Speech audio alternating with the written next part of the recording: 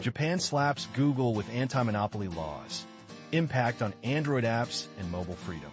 In a groundbreaking move, the Japan Fair Trade Commission, JFTC, has issued a cease and desist order against Google, marking a significant moment in the ongoing battle for fair competition in the tech world. This action, announced on Tuesday, accuses the tech giant of violating Japan's anti-monopoly laws by compelling Android smartphone manufacturers to pre-install its suite of apps, including Chrome, on their devices.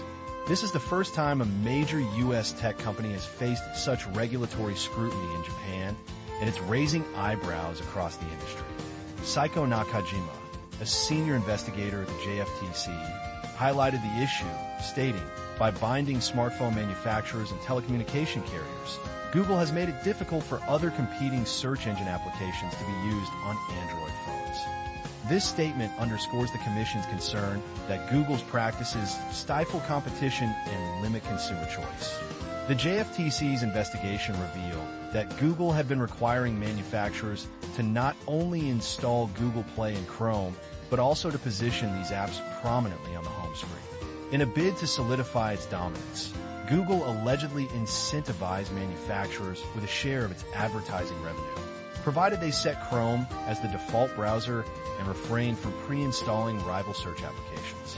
Nakajima further explained, Google's conduct in this case has created a risk of impeding fair competition concerning transactions.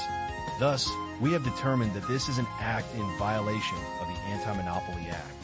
As of December 2024, Google had agreements with at least 6 manufacturers, which accounted for around 80% of the Android smartphones in use in Japan. The JFTC's order not only instructs Google to halt these practices, but also prohibits the company from mandating manufacturers to pre-install its apps. Additionally, Google is required to develop compliance guidelines and appoint an independent third party to monitor its practices for the next 5 years. In response to the order, Google expressed disappointment, stating it would work with the JFTC to ensure Android remains a competitive choice.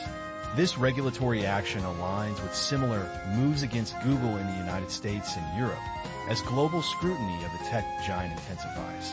The JFTC began its investigation in 2023, drawing insights from international authorities dealing with comparable issues.